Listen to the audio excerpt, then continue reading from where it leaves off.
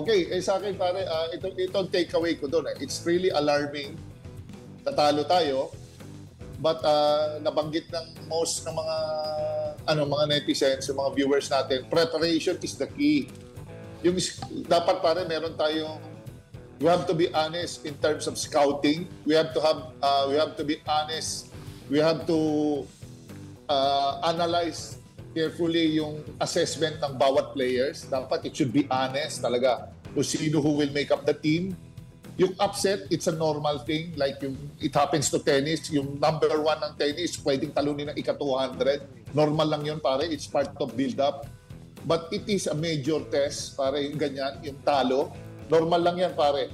And then, if you're really serious about itong campaign natin or build-up dito sa FIBA, talagang losing is also part of learning. Kailangan matatalo ka talaga. Sinabi natin last episode yun, last topic natin, talagang kasama yung talo, pero kailangan matuto tayo.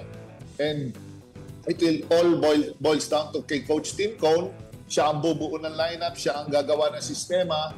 Kahit sinong players ilagay mo dyan, pero alam mo naman si Coach Tim, mahilig sa veterano yan. So kung maglalagay ka ng mga bago, dapat pasok sa sistema, pasok sa panlasa ni Coach Tim Cone. Even if you get the best shooters, pare, nabubuo nitong Gilas. Pagka hindi type ni Coach Tim Cone, ginamit ng panandaliang oras, I don't think he will be effective. Baka mamaya maging useless lang. So, depende na lahat yan kay Coach Tim Cone. And pare, he's always leaning towards the veterans. Pare, yung CJ, yung sabi nilang papalitan, CJ, Bolik, sino pa ba to? Sila, and yung mga heading are all good, magagaling lahat yan, pare. Pero, again, sa akin, okay sila kung sila, if they will share the ball. Pero pare, huwag na sila maghanap ng mga galing kasi pare, Kevin Kiambao and Kevin Kiambao at saka si Carl Tamayo are all exceptional shooters. Huwag na silang lumayo, pare. All they need is just a break. Tapos siguro a few role players, pare. A few role players, it's possible.